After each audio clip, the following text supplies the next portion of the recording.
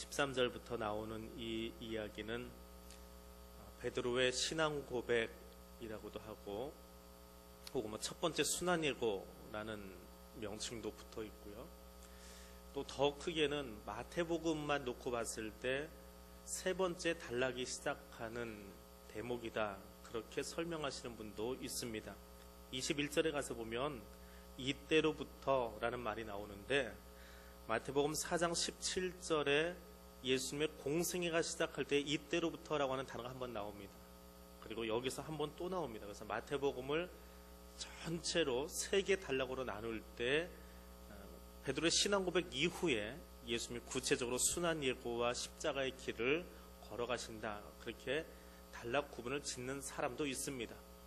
정설은 아니고 신학자들이 성경을 보면서 자기 나름대로 단락 구분을 짓는데, 이 단어를 가지고 두 군데 나와 있으니까 이렇게 의미 부여를 하는 사람들도 있습니다. 자, 이때로부터 예수 그리스도께서 자기가 예루살렘에 올라가서 장로들과 대제사장들과 서기관들에게 고난받고 죽임당하고 3일 만에 살아날 것을 이야기하셨다. 그 근거가 무엇이냐? 베드로의 신앙 고백이다 라고 하는 겁니다. 그럼 그렇게 이야기를 시작하는 바로 앞의 이야기, 오늘 본문은 이제 신앙 고백이라고 한다면 그 앞의 이야기는 무엇이냐? 우리가 몇 주에 걸쳐서 보았지만 예수님이 바리새인들 만나고 사두개인들 만나고 유대인들 만나고 계속 사람들을 만나시는데 그들에게 하나님 나라를 전하려고 하는데, 마태복음의 총 주제는 하나님 나라입니다. 바실레이아투 데오라고 해서 하나님 나라인데 아무리 이야기를 해도 못 알아듣는 거예요. 이들이 이야기하는 하나님의 나라는 권력을 가지고 명예를 가지고 떵떵거리고 사는 그런 하나님의 나라. 사두개인들은 헤롯에게 빌붙어서 아첨하면서 돈 주고 제사장권을 사서 살아가고, 바리새인들은 자기 기득권 지키려고 바둥바둥거리고, 그러면서 그것이 나라다, 그것이 국가다, 권력이다, 그렇게 생각하면서 거기에 반하는 이야기를 하니까 예수 죽이려고 쫓아다니지요.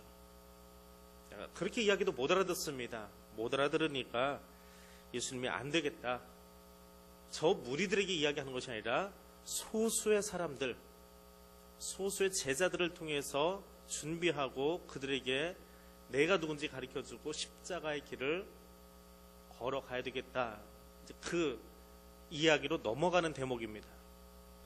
자, 예수님께서 가이사랴 빌립보 가이사랴 지방에 이르러서 제자들에게 묻습니다. 가이사랴 빌립보가 어떤 곳입니까?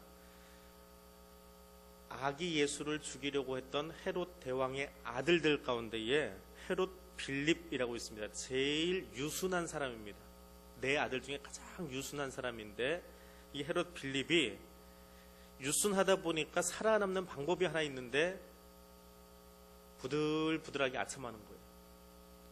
헤롯은 닥친대로 죽이면서 자기 권력을 유지하고, 그 헤롯은 헤롯 대왕입니다. 그 아들들 중에 하나는 자기 재수씨 뺏어서 살아가고, 그 중에 하나는 부들부들 해가지고 성격이 자기 아버지처럼 이게 과격하지 못합니다. 진취적인 사람이 아닙니다. 그러니까 아첨하면서 살아가는데 어떻게 아첨을 하느냐? 도시 하나를 건설해서 디베리오 가이사에게 헌납합니다. 로마 황제시여, 이건 내가 당신을 위해서 건설한 도시입니다. 이거 당신 것이라고 할 테니까 그 이름을 빌립보 가이사랴, 빌립이 가이사에게 바치는 도시입니다. 빌립보 가이사랴, 그 이름을 붙여버렸습니다. 그렇게 아첨하는 거예요. 도시 하나를 만들어서 황제 이름 붙여놓고, 그 당시에는 황제 여동생 이름 붙인 도시도 있고 황제 아버지 이름 붙인 도시도 있고, 다 로마에다 아첨을 해야 되니까 이게 빌립이 살아가는 방법입니다.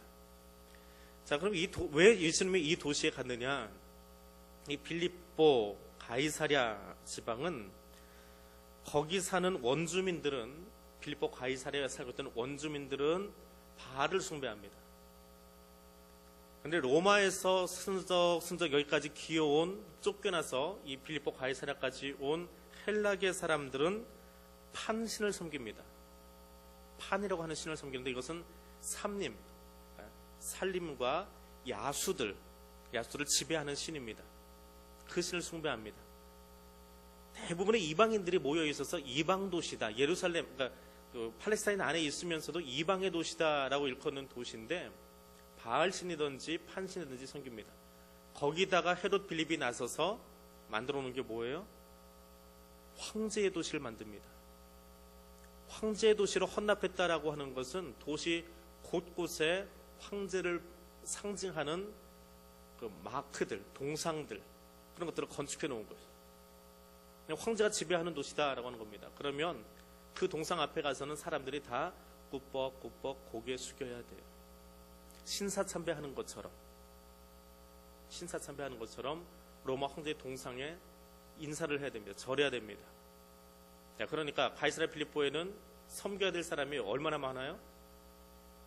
바알도 있고 판도 있고 가이사도 있고 뭐 또 자기 나름대로 토속 무속 신앙도 있고 완전히 우상의 도시지. 우상으로 찌들어 있는 도시입니다.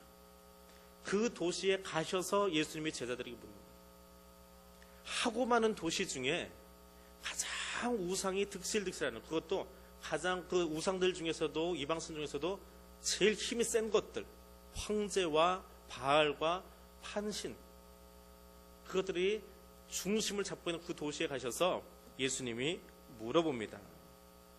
자, 물어보는데 누가는 기도를 하고 물어보십니다. 예수님이 기도를 한 뒤에 제자들에게 지금부터 나 중요한 거 한다 하는 표시가 뭐냐 하면 누가복음에서는 기도하는 일이에요. 근데 마태는 그 대목은 좀 뺐습니다.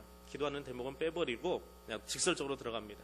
근데 누가는 중요한 일을 할 때마다 예수님이 꼭 기도하고 들어가시는데 오늘 이 대목을 이야기할 때도 먼저 기도하시고, 그럼 제자들이 보기에 선생님이 또 기도하시니까 뭔가 중요한 사건이 하나 벌어지는구나 예측할 수 있어요. 누가복음은 그렇게 읽으시면 돼요.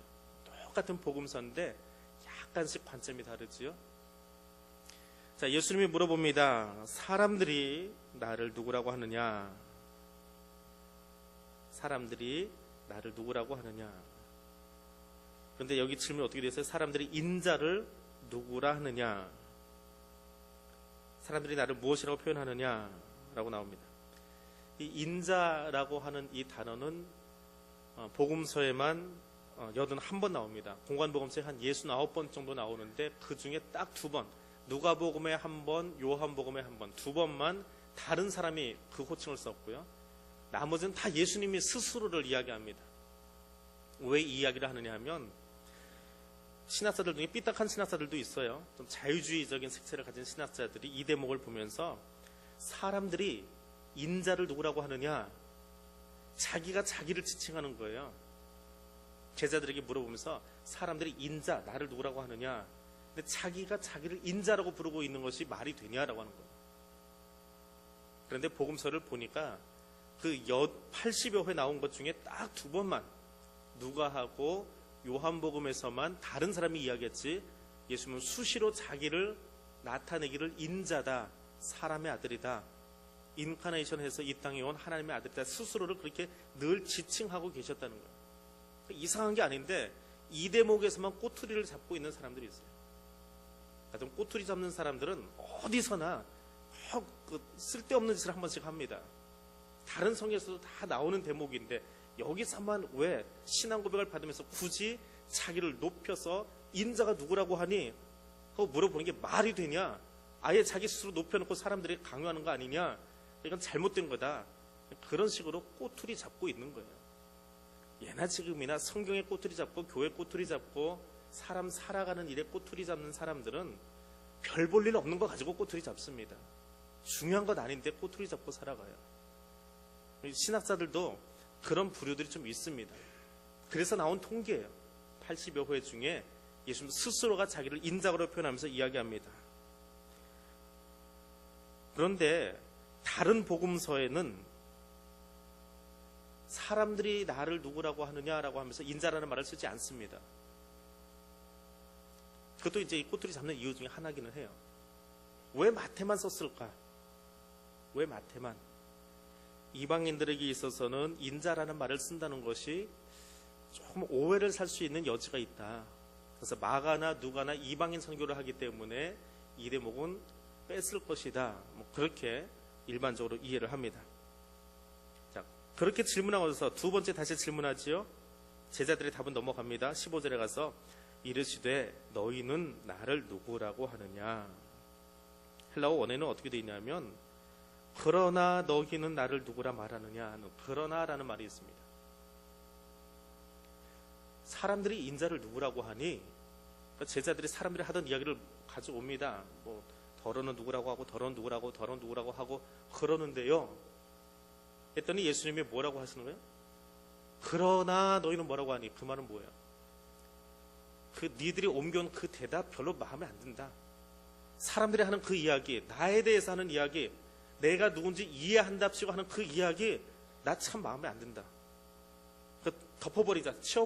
치우고 너희들이 나를 누구라고 하니? 구체적으로 너희들, 제자들, 무리들이 하는 이야기 필요 없고 교회 밖에 사람들이 예수를 어떻게 이야기하는지 필요 없고 너희들은 나를 누구라고 하니? 이게 예수님의 관심이에요. 세상 사람들은 나에 대해서 정확히 이해하지 못하고 있는데 그렇다면 너희는 나를 어떤 존재로 이해하고 있느냐라고 하는 겁니다. 베드로의 대답입니다. 주는 그리스도시요 살아계신 하나님의 아들이십니다. 기름 부음을 받은 마시아, 히브리어로 마시아하흐라고 합니다. 그래서 그것을 음역해서 나중에 그리스도, 기름 부음 받은 자입니다. 하나님의 일을 하는 사람입니다. 제사장입니다. 왕입니다. 선지자입니다. 기름 부음을 받는 세 종류의 사람입니다. 제사장과 왕과 선지자의 일을 하는 사람입니다. 또 하나는 하나님의 아들입니다. 당신만 하나님의 아들입니다. 오 하나님의 아들, 영어로 하면 더 하나님의 아들, 정관사가 붙어 있습니다. 당신만이 정말 하나님의 아들이십니다. 신성과 인성을 다 아우르는 그런 이야기를 하고 있습니다. 물론 마가복음이나 누가복음 보면 조금씩 달라요. 마태복음은 이렇게 길게 전하는데 마가복음은 주는 그리스도십니다 라고 끝냈습니다. 누가는 하나님의 그리스도십니다 라고 끝냈습니다. 똑같이 베드로가 이야기했는데 왜 마가하고 누가는 다른 이야기를 했을까? 여러 가지 추측이 있습니다. 다 추측이에요. 타임머신 타고 갈 수 있는 건 아니니까 비교해 보는 겁니다. 그 당시에 베드로나 예수님이 주로 썼던 언어가 뭐냐 하면 패션 오브 크라이스트 영화를 보시면 그 언어가 영어가 아닙니다. 거기 나오는 그 배우들이 하는 말이 있어요. 혹시 들으신 기억이 나세요? 무슨 말인지? 히브리어도 아닙니다. 아람어라고 하는 무너진 옛날 고대 국가 언어입니다. 근데 그것이 팔레스타인에서 많이 쓰이고 있었어요. 그래서 배우들이 그 아람어를 배워가지고 아람어로 다 이 대사를 읊었다고 그래요. 근데 베드로도 그 아람어를 썼을 겁니다. 갈릴리 사람들은 아람어, 헬라어, 그다음에 히브리어 3개 언어를 기본으로 사용했다고 그래요. 근데 가장 기본적인 언어는 아람어를 썼답니다. 아람어로 썼던 것을 마가나 누가가 이해할 때 이 단어를 조금 생략해야 되겠다. 번역하는 과정에서 헬라어로 번역을 해야 되니까 번역하는 과정에서 좀 생략하지 않았을까? 혹은 복음서 기자마다 중요한 것만 나는 그리스도가 더 중요해. 나는 하나님의 그리스도라는 말이 더 중요해. 하나님이 더 중요해. 그것을 빼온이라고 약간 좀 축약하지 않았을까? 그런데 공통적인 단어가 있습니다. 마태가 되었건 마가가 되었건 누가가 되었건 그리스도라고 하는 것. 그분이 그리스도라고 하는 것. 그것에 대해서는 새 복음서 기자가 동일하게 고백을 합니다. 그분은 그리스도십니다. 베드로가 신앙 고백을 합니다. 그리고 17절에서 19절까지 이야기는 마태만 가지고 있는 기록이에요. 마가나 누가는 이 기록 가지고 있지 않습니다. 자, 이것을 내게 알게 한 것은 하늘에 계신 내 아버지다. 혈육이 아니라 하늘로부터 온 계시를 가지고 이루어진 것이다. 이전에도 오늘 복음 이 16장 이전에도 비슷한 신앙 고백들이 짤막짤막하게 몇 번 있었습니다. 그때는 잘 모르고 고백한 것. 메시아라고 고백은 하긴 하지만 그 메시아가 무엇인지 유대인들이 생각하는, 일반적으로 유대인들이 생각하는 메시아관이 있어요. 그분은 오셔서 로마의 압제로부터 우리를 해방시켜 주실 거야 라고 하는 정치적인 메시아, 혹은 사두개파의 한 사람으로 와서 기름 부음을 받고 끊어진 하나님과의 관계를 다시 연결시켜주는 제사장으로 오실 거야. 사두개인들이 생각하는 메시아가 아니에요. 그런 정치적인 메시아, 혹은 종교적인 메시아, 혹은 사회적으로 그들에게 굶주린 것을 해결해 줄 메시아, 뭐 그런 메시아관들이 있습니다. 그러니까 제자들도 아직은 메시아입니다라고 하는 것은 제자로 부름 받자마자 이미 알았어요. 고백을 하고 있습니다. 그런데 그 메시아가 어떤 일을 하는지는 아직 모르고 있는 거예요. 그러다가 오늘 여기 와서 이 고백을 하고 나니까 맞다, 그거야, 그거. 이것을 알게 한 것, 그것은 하늘에 계신 내 아버지시오. 그러니까 이제부터 너희한테 제대로 이야기해 줄게. 메시아가 어떤 사람? 죽을 거야. 죽었다가 3일 만에 부활할 거야. 십자가 지고 가는 거야. 그리고 너희도 그 길 가야 돼. 신앙 고백이 이루어지고 나니까, 어설펐던 신앙 고백이 있을 때는 그런 이야기 안 해줬습니다. 근데 완전한 신앙 고백을 하고 나니까 그때부터는 제자들에게도 십자가를 드러내놓고 이야기하고, 순환을 이야기하고, 너희도 그 십자가 지고 가라 라고 하는 이야기를 던지고 있습니다. 십자가는 누가 질 수 있느냐? 우리 십자가 진다 그러면 어깨에다 뭐 무거운 거 짊어지고 걸어가는 생각만 합니다. 십자가 진다라고 하는 말을 두 글자로 그냥 옮겨 놓으면 순종하는 거예요. 이유 불문하고 말씀에 순종하는 게 내 십자가 지는 거예요. 내 십자가 지는 것은 내가 들은 말씀에 그대로 순종하는 거예요. 근데 그 십자가 얘기를 언제부터 할 수 있느냐? 신앙 고백이 끝난 다음에. 신앙 고백을 하지 않고는 십자가 이야기를 꺼낼 수가 없습니다. 아직 예수가 누군지, 하나님이 누군지 바로 알지 못하는데 십자가 지고 가십시오. 에이, 그런 종교는 싫어요. 득도해가지고 열반에 들어가는 게 좋지. 불교의 이야기잖아요. 열심히 공부해가지고 그래도 내가 배운 그 학문을 가지고 세상을 한번 잘 다스리는 게 좋지. 유교의 이야기잖아요. 뭔가 내가 열심히 하면 내가 뭐가 되는 거예요. 열심히 신앙생활하면 내가 뭘 할 수 있는 거예요. 열심히 신앙생활하면 내가 한 자리 차지할 수 있는 거예요. 이게 기독교가 아니고 일반 종교예요. 그리고 그 일반 종교의 정점은 무엇이냐면, 내가 열심히 무엇인가 하면 목사나 장로 되는 게 아니고요. 일반 종교에서는 내가 열심히 뭔가를 하면 신이 되는 거예요. 신적인 존재가 되는 거예요. 그 일반 종교의 마지막 정점이에요. 그걸 하고 싶어 해요. 근데 기독교는 뭐냐? 기독교라고 하는 것은, 말씀이라고 하는 것은 예수가 누군지 알았어요. 정확히 알았어요. 근데 그거 내가 아는 게 아니에요. 성령님이 내게 계시해 주셔서 그 고백이 나왔어요. 주는 그리스도시고 나에게 왕이 되시고 나의 제사장이 되시고 나에게 말씀을 전해 주시는 분이십니다. 그리고 그분은 하나님의 아들이십니다. 고백하고 나면 그때부터는 너 공부 잘했다, 박사학위 하나 가져가라, 그게 아니고 십자가 져라. 이제부터는 제대로 알았구나. 이제는 십자가 좀 지고 가라. 순종하고 고개도 숙이고 무릎 꿇고 철저하게 순종하고 가라. 그냥 자리 하나 차지하지 못해가지고 그냥 안달달달하는 일반 종교인들처럼 살지 말고, 십자가가 뭔지 이제 가르쳐 줄게. 내가 먼저 지고 갈 테니까, 내가 먼저 십자가 지고 가서 죽었다가 3일 만에 부활할 테니까 너희도 그 십자가 지고 와. 너희의 십자가, 내 십자가 지라는 거 아니에요.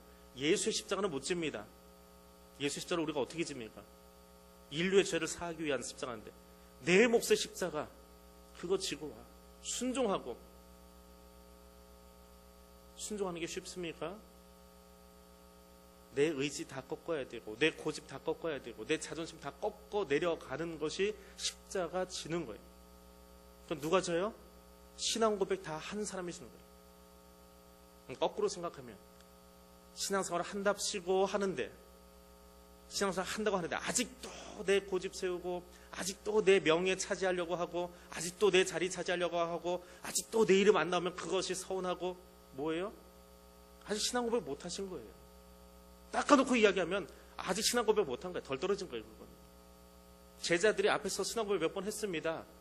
근데 그들의 메시아관이 잘못돼가지고 예수님이 아직 십자가 이야기 안 하세요. 거기서는 하긴 했는데, 그들의 메시아관은 예수가 메시아로 등극한 다음에 내가 좌정성 우정성 하는 거예요. 그 자리 차지하는 거예요. 그들에게는 십자가 이야기 안 합니다. 왜? 아직 그들이 십자가를 이해를 못하니까. 예수가 누군지 이해 못하니까 그 사람들에게 십자가 이야기하면 다 도망가 버리지요. 열심히 우리 위해서 신앙생활 하십시오. 그러면 한 자리 드릴게. 그러면 남아있을 거예요. 열심히 신앙생활 하십시오. 죽을 때까지 그렇게 이름 없이 봉사다 가십시오. 그럼 남아있을까요? 그 제자들은 안 남아있어요. 왜? 그들에게는 예수 믿는 게 명예욕을 차지하는 거니까. 명예니까요. 직분 차지해야 되니까. 나에게 직분도 주지 않고 명예도 주지 않는 예수는 필요 없습니다. 그게 아직 덜 된 제자들의 메시아관이에요. 근데 16장에 와서 예수를 알아요. 예수가 누군지 고백을 했어요. 그때부터는 그래, 됐다. 니들도 이제부터 십자가 져라. 감투 씌워주는 게 아니고 니들도 십자가 지고 억울하지만 힘들지만 나랑 같이 그 길 걸어가자. 그 고난의 길 걸어가자 이야기합니다. 예수님은 제자들에게 2번 물어보셨습니다. 세상이 나를 누구라고 하느냐?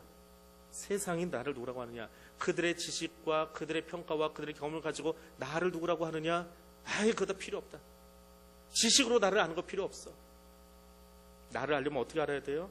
남의 눈을 의식해서 내 지식으로, 내 경험으로 유창하게 신앙 고백하는 것이 아니라 한마디면 좋겠다. 주는 그리스도시고 나의 구주십니다. 다 똑같을 수 없어요. 가장 일반적인 신앙 고백을 만들어 놓은 것이 사도신경이에요. 사도들의 신앙 고백이에요. 사도들의 신앙 고백을 따라서 우리가 함께 고백합니다. 그게 사도신경이에요. 사도신경은 기도문이라기보다는 우리 신앙 고백이에요. 잘 이해하고 하세요. 주기도문하고는 성격이 다릅니다. 사도들이 어떻게 신앙을 고백했는지 공통된 것을 모아서 만들어 놓은 집대성한 이야기예요. 그것을 근거로 해서 각자의 신앙 고백이 있어요. 내 언어로의 신앙 고백, 내 경험으로, 내 신앙생활로 고백을 하는 거예요. 사람들이 하는 이야기 필요 없어요. 신학적인 거 필요 없어요. 신학교 갔다 와야만 신앙 고백하는 게 아닙니다. 너의 신앙 고백, 내가 아는 예수, 내가 만난 예수가 누구냐? 주님은 지금도 그거 물어보고 계세요. 왜? 살아계신 분이기 때문에 2000년 전에 제자들에게만, 12제자에게만 물으신 게 아니라 오늘 나에게도 다시 묻고 계세요. 끊임없이 고백하십시오. 지금 여러분의 예수는 누구예요? 예수 왜 믿으세요? 교회 왜 나오십니까? 주일날 설교하다가 살짝 제가 톡 치고 지나간 말이 하나 있어요. 2부 예배 때 반응이 한 번 있더라고요. 1부 때는 그냥 멍해가지고 지나가시던데 교회 나오지 마세요. 그 이야기를 했더니 2부 때 반응이 조금 있더라고요. 교회 나오지 마세요. 그 말이 뭐예요? 2부에 있던 분들만 조금 충격을 받고 거기에 반응하셔서 조금 더 설명해드렸어요. 교회 문턱 밖으로 왔다 갔다 하지 말라고요. 여러분이 교회가 되시라고요. 성령을 모신 전이라고 했는데 여러분이 교회가 되시라고요. 여러분의 신앙 고백을 내어놓으라고요. 앞에 있는 목사가 하는 신앙 고백 말고, 저 앞에 있는 장로들이 하는 신앙 고백 말고 여러분의 신앙 고백을 하나님께 내어놓으시라고요. 나는 뭐라고 고백합니까? 신앙생활을 몇 년을 했어도 예수에 대한 고백이 없어요. 고백이 없으니까 순종 안 하지요. 고백이 없으니까 아직도 내 주장하려고 하고, 내 명예 찾으려고 하고, 내 자리 차지하려고 하고, 내 이름 내세우려고 하지요. 내가 살아있잖아요. 내가 십자가 지면 죽어야 되는데, 십자가에서 죽어야 되는데 안 죽으니까 팔딱팔딱 소리 내잖아요. 몇 주 전에도 한번 이야기했지요. 공동묘지 가서 거기 누워있는 사람들에게 욕해보라고요. 누가 나 꿈틀거리나. 죽은 자들은 꿈틀거리지 않아요. 십자가에 죽은 사람, 십자가에 나를 못 박아버린 사람들은 꿈틀거리지 않아요. 주님이 움직이라 하실 때만 움직여요. 주의 말씀에만 순종합니다. 내가 살아있으니까 꿈틀꿈틀거리는 거예요. 내 이름 알아주지 않으니까, 내 것 알아주지 않으니까, 내 자리 챙겨주지 않으니까 그게 서운하고 못마땅하고 꿈틀꿈틀 하는 거예요. 예수님이 누구에게 십자가 이야기했다고요? 신앙 고백 끝난 사람들에게. 아, 됐다 이제. 이때로부터 예수 그리스도께서 자기가 예루살렘에 올라가서 죽을 것과 부활할 것을 이야기하기 시작하시더라. 21절은 그 베드로의 신앙 고백 바로 뒤에부터 나오는 이야기입니다. 주님은 우리의 중심을 보기를 원하세요. 사람들의 이야기가 아니라 저들이 누구라고 하더이다 그거 소용없어요. 예수가 누굽니까? 아유, 이게 소요리 문답에 이렇게 써있던데요. 그거 소용없어요. 당신은 예수를 누구라고 하느냐고요. 여러분에게 예수는 누구냐고요. 그 고백을 어디서 받으셨습니까? 예루살렘 성전 지성소에서 받지 않으셨어요. 우상이 드글드글하고 있는 가이사랴 빌립보에 가셨어요. 환난과 역경이 있는 곳, 우상이 가득한 곳, 이방인으로 드글드글한 그곳에서, 그 환경 속에서 너 한 사람, 너는 뭐라고 고백할래? 너한테 나는 어떤 존재야? 너한테 나는 어떤 존재야? 한 사람 한 사람에게 다시 묻고 계세요. 오늘 동일하게 다시 물어보십니다. 여러분, 한 사람 한 사람에게 물어보세요. 너에게 나는 누구니? 너한테 빵 갖다 주는 사람이니? 너한테 돈 갖다 주는 사람이니? 나 믿으면 뭐 집 하나 살려고 그러냐? 나 믿으면 명예 하나 차지하려고 그러냐? 나 믿고도 네 이름 아직도 그렇게 드러내고 싶으냐? 지금 계속 묻고 계세요. 대답하세요. 하나님한테 대답하세요. 지금 그 대답이 아직 안 된다면 나를 쳐서 십자가에 복종시키십시오. 철저하게 순종할 수 있도록 복종하십시오. 그 고백이 끝나고 나니까 주님이 그 신앙 고백 위에 교회를 세우기로 작정하십니다. 이 반석 위에 세우겠다. 이 반석 위에, 페트라 위에. 베드로라고 하는 이름은, 베드로, 안드레, 야고보, 요한 할 때 베드로는 남성 명사예요. 우리나라 말은 남성 명사, 여성 명사 그런 말이 없는데, 이 헬라어나 영어도 없죠. 독일어 같은 경우는 해는 남성이고요, 달은 여성이에요. 왜 그렇게 하는지 하여튼 그렇게 정해놨어요. 근데 베드로는 남성 명사예요. 근데 내가 이 반석 위에, 페트라 위에 세우겠다라고 하는 이 말은 남성 명사가 아니고 여성 명사예요. 근데 이 가장 단순한 것도 착각하고 있는 무리들이 저 뒤에 있어요. 베드로에게만 수익권을 줬다고 해서 교황체제 운영하고 있는 사람들. 그 간단한 것도 모르는 거예요.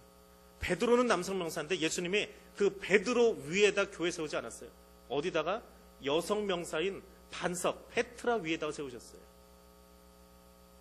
아예 다른 단어를 써놓고 있는데 그거 가지고 엉뚱한 이야기 하고 있는 거예요. 베드로가 모든 것을 다 가지고 있었고, 베드로의 교황 수익권을 그대로 유지가 있는 교회에서 교황의 이야기가 성경보다 더 위에 서 있는, 이 대목이 자기네 교황 체제를 지지해주는 말인 줄 알고 있는데 천만에요. 그렇지 않아요.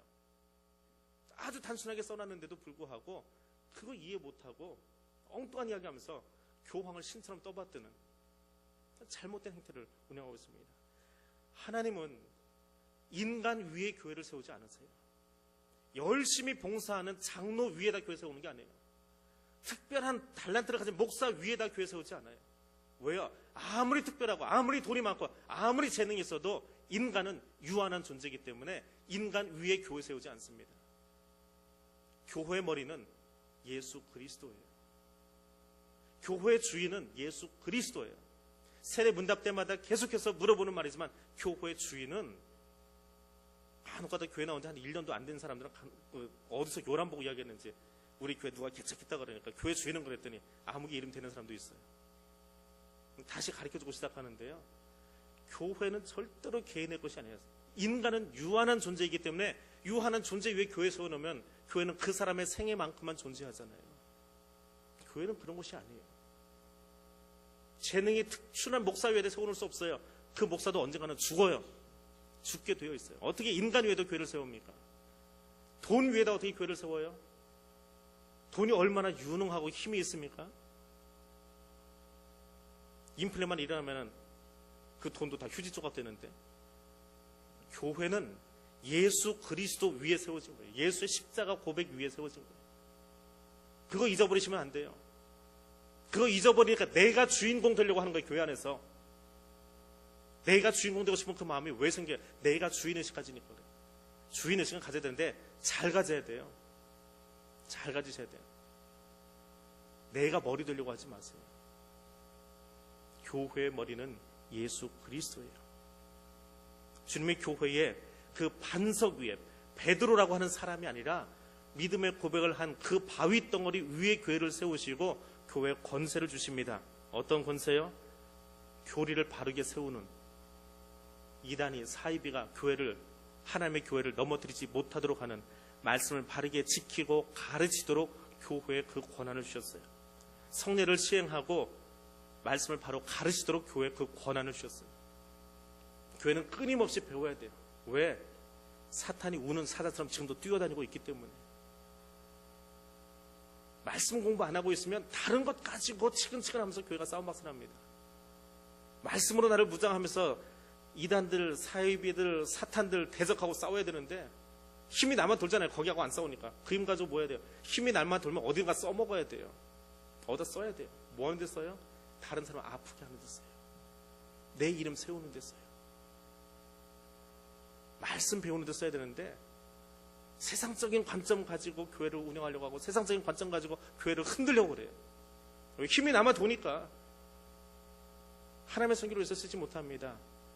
말씀에 집중해야 그 말씀 가지고 살지요. 또 하나 주신 것은 교회에 치리하는 권세를 주셨어요.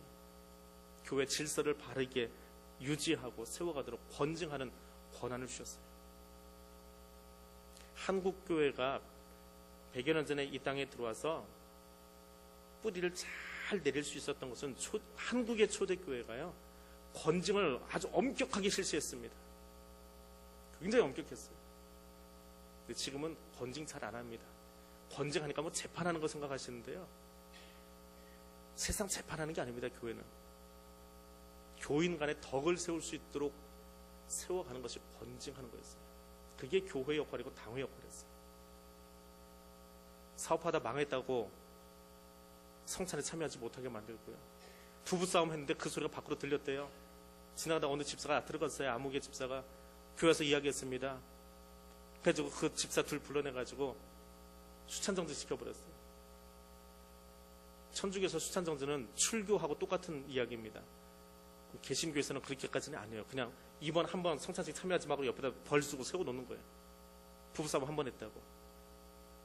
그렇게 엄격하게 세상 사람들에게 소금이 되고 빛이 되라 좀 보여주라는 거예요. 너희의 삶을. 성경 열심히 읽고 몇 번 통독하고 그게 중요한 게 아니고 예수 믿노라 하면 너희의 일반적인 삶의 윤리도 좀 다르게 살라는 거예요.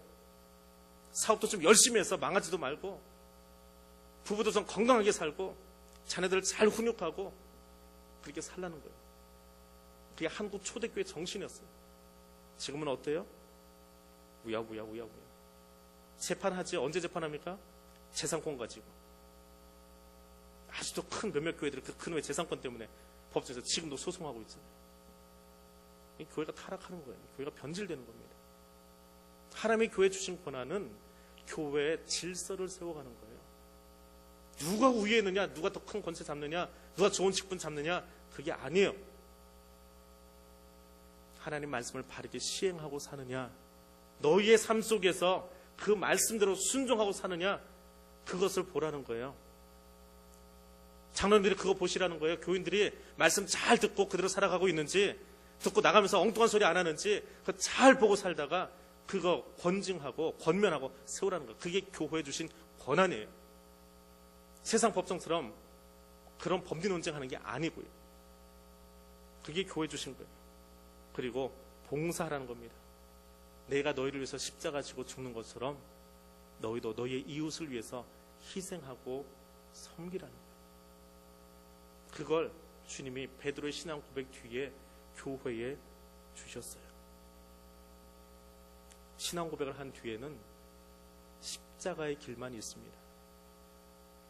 즐겁고 행복하고 예수 믿으면 집 한 채 사고 땅 넓어지는 게 아닙니다. 그건 부스러기 은혜예요. 예수님이 부스러기로 그 정도는 그냥 주세요. 기본적인 거니까. 그거 따먹으려고 하는 거 아니에요. 그거는 무당 앞에 가서 푸닥거리 하는 거예요. 예수 믿으면, 예수 신앙 고백하면 십자가 지는 거예요. 자기 부인하고 자기 십자가 지고 따라가는 거예요.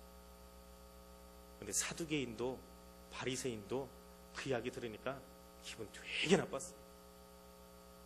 자기네가 생각하는 메시아는 찾아와서 제사장을 더 높여주고 더 직분 맡겨주고 더 세워주고 왕 되게 해주는데, 예수란 작자가 와가지고 한다는 소리가 신앙 고백하고 나면 십자가 지라고 하니 그게 자기네들의 메시아하고는 안 맞잖아요. 틀리잖아요.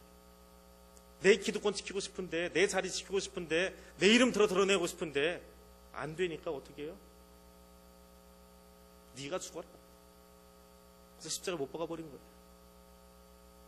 내 욕심이, 내 것을 지키고 싶은 욕심이 누구를 죽여요? 내가 죽어야 될 십자가 위에다가 예수를 못 박아버려요. 그게 죄인들이에요. 신앙 고백이 나오지 않으면 내가 죽어야 될 자리에 다른 사람 갖다 못 박아버립니다.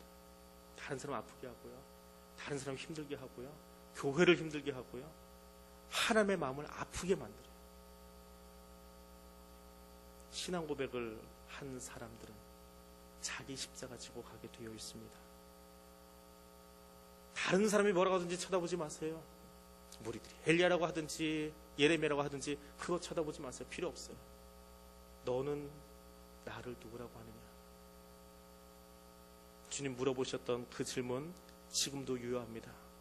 오늘 이 저녁에 다시 여러분에게 묻고 있습니다. 너는 나를 누구라고 하니? 너는 나를 누구라고 하니? 다시 물어보십니다. 대답하고 돌아가십시오. 저한테 하지 마시고 기도하시면서 주님께 대답하십시오. 예수는 나에게 이런 분입니다. 내 머릿속에 아는 지식 가지고 말하지 마세요. 그냥 형용사 붙여가지고 이런저런 말 증언본 하지 마십시오. 성령님 이 시간 나를 도와주셔서 정말 내가 예수를 이렇게 고백하고 싶어요. 정말 이렇게 예수를 고백하고 만나고 싶어요. 그리고 그 신앙 고백하고 힘들지만 십자가 지겠습니다. 지고 싶은데 내가 못 지어요. 너무 힘들어서 무서워서. 그 십자가 지는 것도 성령의 도우심이 필요해요. 주님, 내 십자가 질 테니까 좀 도와주세요. 마음이 약해서 겁이 나서 도망가려고 할 때마다 베드로 몇 번이나 도망갔습니까? 퐁당퐁당 빠지고 노마 시내에 도망가버리고 빠져나가고 주님 다시 찾아오시잖아요. 무서워할 때 주님 찾아와 주시면 다시 힘내서 걸어갈 수 있고요, 로마로 다시 들어가고요, 자기 십자가 지고 죽습니다. 주님이 다 높여주시잖아요. 주님 그 십자가 질 수 있는 힘을 내게 주십시오. 말씀에 순종할 수 있게 해주십시오. 오늘 이 기도 올려드리고 돌아가려고 바랍니다. 이 세 가지를 같이 기도합니다. 성령의 인도하심